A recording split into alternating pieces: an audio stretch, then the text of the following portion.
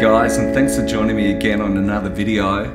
Well, this week I was going to do a full review on my Gibson Hummingbird that you can see behind me. She's just come back from my luthier and having had a neck reset and a new rosewood bridge fitted. And I was going away on a weekend to a lovely Airbnb in rural Victoria here in Australia, and I was going to do a full review on the guitar, but unfortunately a sudden illness in my family stopped that from happening. So that's going to happen later in July. But in the meantime, and in lieu of that, I'm going to do another 5 things video this week.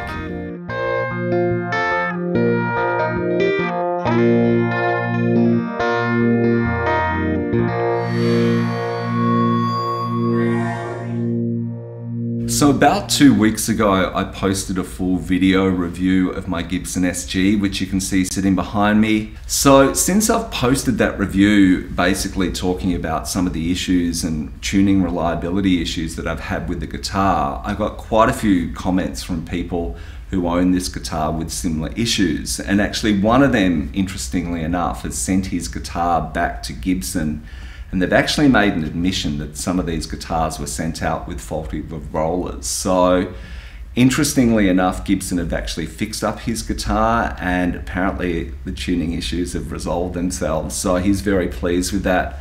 Unfortunately, I'm not the owner of the guitar from new, so I don't have a warranty with mine. Mine's gonna get a stop tail actually put on it. I bought a Tone Pro stop tail and bridge.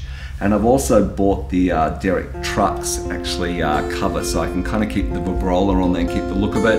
I'm going to have all this installed soon, so I'm going to give you an update of that guitar when I get all that back.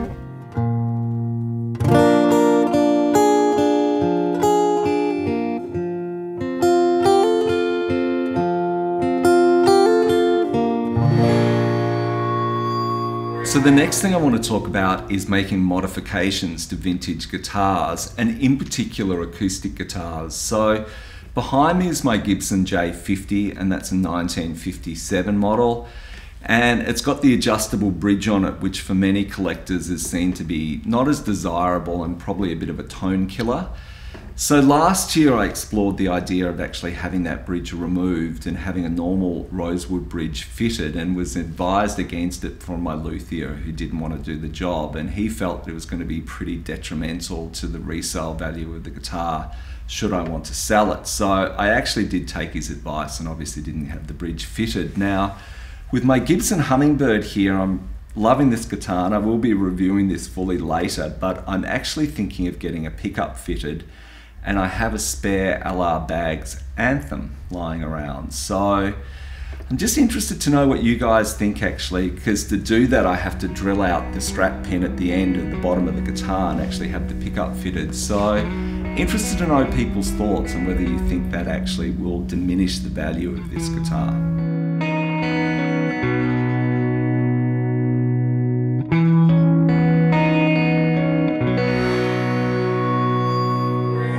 So like most other guitar collectors and people interested in vintage guitars, I'm always scouring the internet looking at what's for sale, and I thought this week I'd have some fun and post a guitar of the week.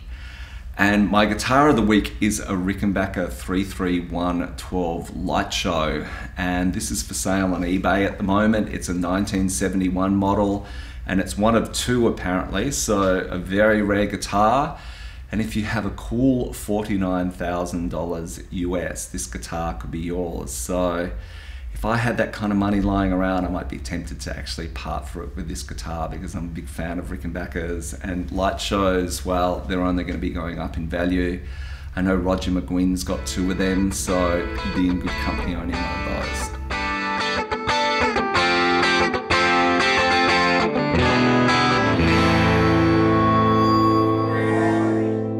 So this week I read a really interesting article online in the Washington Post, and it's an article called "Why My Guitar Gently Weeps: The Slow Death of the Electric Guitar." And I was really astounded to actually read that the guitar industry as a whole is actually going through some pretty troubling times. And it was describing how guitar sales have actually plummeted in the last decade, from 1.6 million new guitars sold a year to under 1 million. And how both Fender and Gibson and PRS are actually going through some pretty interesting financial times. Also, the Guitar Center, the big chain in America, has actually apparently got $1.6 million of debt. So interesting to read how Gibson have restructured their business model, and in 2014 they bought Philips Audio and have now got into digital audio recorders and headphones and actually diversifying their business model. And Fender apparently are bringing out an online learning portal mid-year to help boost people learning guitar and actually sticking with it to help boost their sales. So very interesting article. I highly recommend reading it, and I'm going to leave a link to it in the video description, so check it out.